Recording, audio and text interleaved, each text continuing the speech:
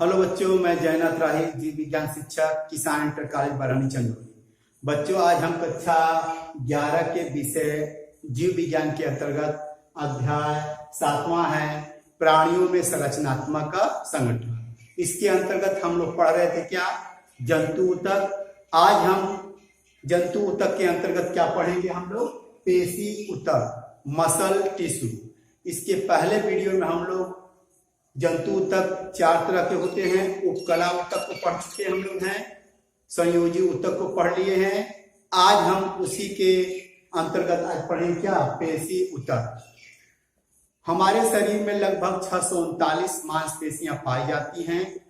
ये मांसपेशियां जो होती हैं अनेक लंबे बेलनाकार रेशों से बनी होती हैं।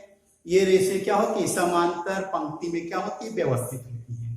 प्रत्येक रेशे में क्या होते हैं, अनेक सूक्ष्म क्या होते हैं, यहाँ पे तंतुओं से बने होते हैं। उन तंतुओं को बोलते हैं हम लोग क्या, पेशी तंतु।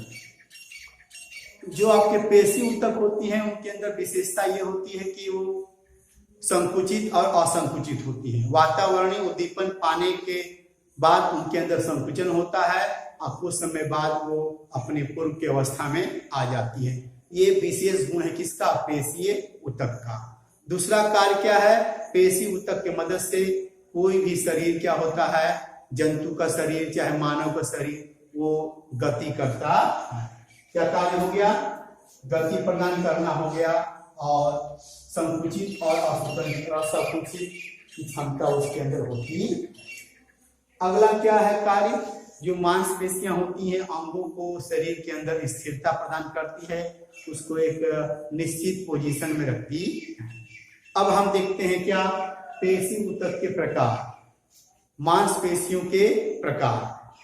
कितने प्रकार के हैं, 3 तरह के हैं। कंकाल पेशी, दूसरा है चिकनी पेशी, तीसरा है हृद पेशी। इसे बोलते हैं स्केलेटन मसल, इसे बोलते हैं स्मूथ मसल, इसे हम बोलते हैं कार्डियक मसल। पहला है कंकाली पेशी, इसे बोलते हैं स्केलेटन मसल। आइए देखते हैं क्या क्या गुण है। जो कंकाली पेशी होती है वो कंकाल से जुड़ी होती हैं, अर्थात हमारे हड्डियों के ऊपर जो भी मांसपेशियां हैं वो क्या कहलाएंगी, कंकालीय पेशी कहलाएंगी। जैसे ये मान लीजिए अंदर कंकाल है, ये मांसपेशियां हैं। इन मांसपेशी मतलब ये हड्डी है, हड्डी के ऊपर जो मांसपेशियां पाई जाएंगी उस मांसपेशी को हम बोलते हैं क्या, कंकालीय पेशी। और दूसरी खासियत क्या है, इस तरह के पेशी में क्या होते हैं, डार्क बैंड लाइट बैंड, कुछ रेखाएं पाई जाती हैं, गाढ़ी और हल्की रेखाएं पाई जाती हैं। जैसे ये आपका क्या है, डार्क है, ये लाइट है, डार्क है, लाइट है, डार्क है, लाइट है। इसीलिए ऐसे मांसपेशियों को हम बोलते हैं रेखित पेशी, अर्थात क्या बोलते हैं, स्ट्राइटेड मसल बोलते। अगला गुण क्या है, कंकाली पेशी की एक बहुत बड़ी विशेषता है कि यह जंतु के इच्छा अनुसार कार्य करती है। अर्थात वे मांसपेशियां जो जंतु के इच्छा अनुसार कार्य करेंगी, ऐसे मांसपेशियों को हम बोलते हैं क्या, ऐच्छिक पेशी। जैसे ये हाथ है हमारा, क्या है, हम अपने इच्छा अनुसार क्या इसको दबा रहे हैं और छोड़ रहे हैं। ये जो मांसपेशियां हैं जंतु के इच्छा अनुसार कार्य करती हैं, इसीलिए इनको हम बोलते हैं क्या, ऐच्छिक पेशियां। अब हम आकार के रूप में देखते हैं। जो आपकी कंकाली पेशी होती है वो बेलनाकार, क्या होती है, बेलनाकार होती है। इनकी कोशिकाओं में एक से अधिक केंद्र पाया जाता है, मोर देन 1 न्यूक्लियस पाया जाता है। इस अवस्था को बोलते हैं बहुकेंद्र की अवस्था या सिनोसिटिक अवस्था कहते हैं। अगला क्या कहते हैं कि ये जो मांसपेशियां होती हैं, जो कंकाली पेशियां होती हैं, लगातार कार्य करने के बाद थक जाती हैं और इनको आराम की आवश्यकता पड़ती है। उदाहरण के रूप में हमारे हाथ पैर की जो मांसपेशियां हैं इसी के कैटेगरी की आती हैं। ये आपके बाइसेप है, ट्राइसेप है, जो भी मांसपेशियां हैं किसके अंतर्गत आएंगी, कंकाली पेशी के अंतर्गत आएंगी।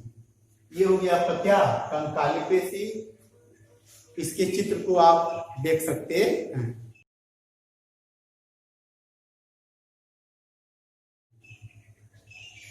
अब हम दूसरा अध्ययन करेंगे चिकनी पेशी, जिसको हम बोलते हैं स्मूथ मसल्स।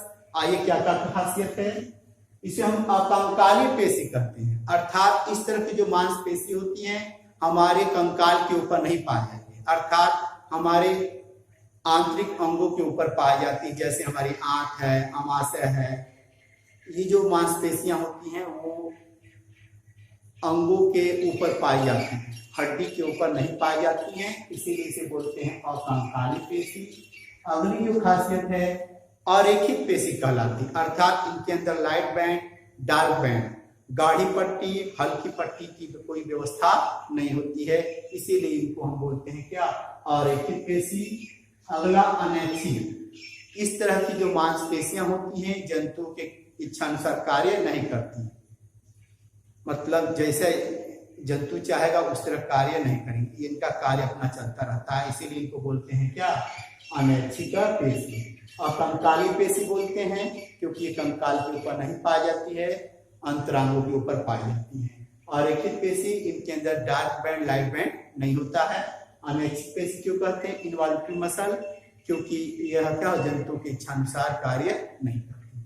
आइए आकार के रूप में देखिए, इनका आकार स्पिंडल शेप होता है, तर्कु रूप होता है, अर्थात दोनों किनारे क्या पतले होते हैं।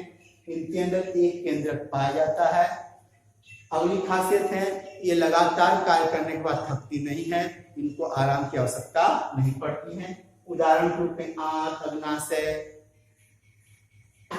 स्टमक जिसे पेट बोलते हैं आप लोग हैं, या अमाशय हो गया, इनके ऊपर क्या होती है मांसपेशियां पाई जाती।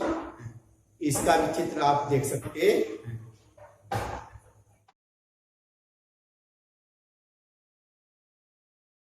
अब हम देखते हैं तीसरा ऊतक, जिसका नाम क्या है, हृदय पेशी, जिसे बोलते हैं कार्डियक मसल। जो हमारा हृदय होता है एक विशेष प्रकार के पेशी ऊतक से मिलकर बना होता है, जिसका नाम क्या है, हृदय पेशी कार्डियक मसल।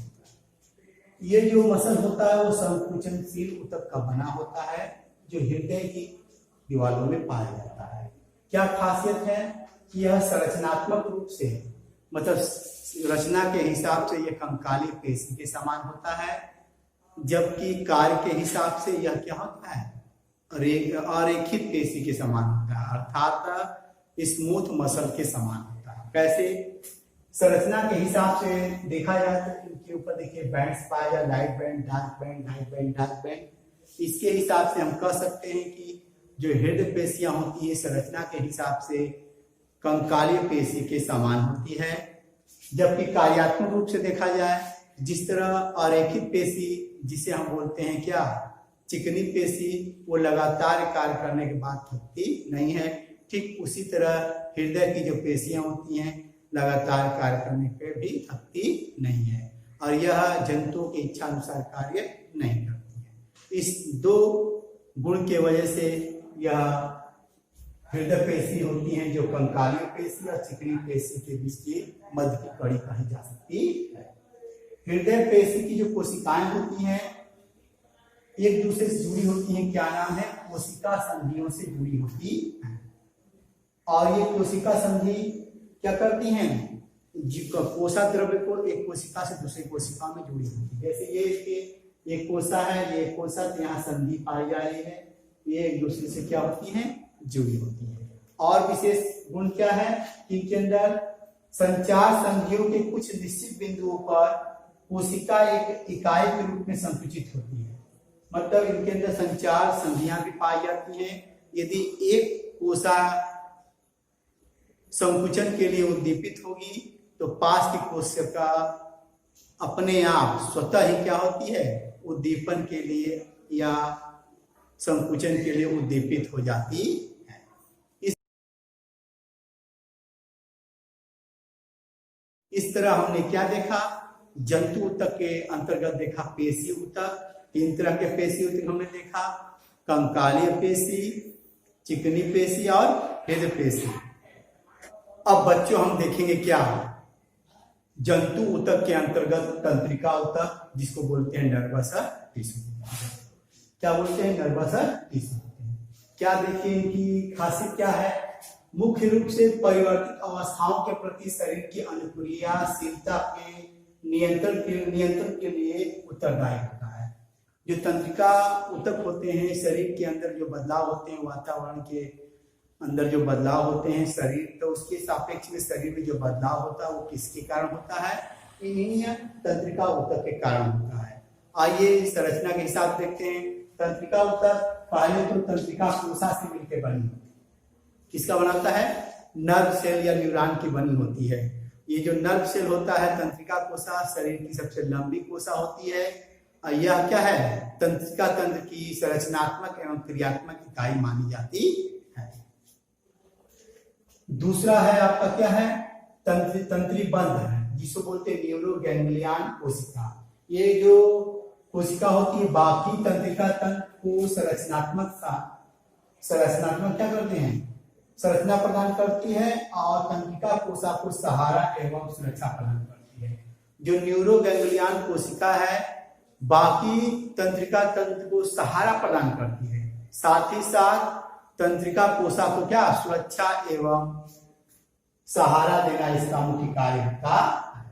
जो तंत्रीबद्ध होता है आयतन के अनुसार अन्य तंत्रिका ऊतकों की तुलना में क्या होती है? आधा से अधिक भाग बनाती है। जो तंत्रिका कोशिका होते हैं बहुत ही उद्दीपनशील कोशिका होती हैं। जब इनके अंतर्गत क्या आता है? कोई स्टिमुलस आता है तो उत्तेजित हो जाती है और अपने उत्तेजना को अन्य तंत्रिका कोशिका को दे करके शरीर के अंदर क्या समन्वय की क्रिया को संपन्न करती है। जो तंत्रिका कोशिका है इसकी संरचना है, कार्य है, किस तरह कार्य करता है, ये हम लोग पार्ट जो है आपका तंत्रिका ऊतक, तंत्रिका तंत्र है पार्ट, उसके अंतर्गत पढ़ेंगे। इस तरह हमारा जो टॉपिक था कक्षा 11 के अंतर्गत प्राणियों में संरचनात्मक संरचना, उसमें अंतर्गत हम जंतु ऊतक केवल पढ़ रहे थे। जंतु ऊतक हमने चारों पढ़ लिया। कौन कौन सा ऊतक था? उपकला ऊतक, संयोजी ऊतक, पेशी ऊतक और अंत में हमने पढ़ा क्या है? तंत्रिका ऊतक। इस तरह हमने जंतु ऊतक को संपन्न किया।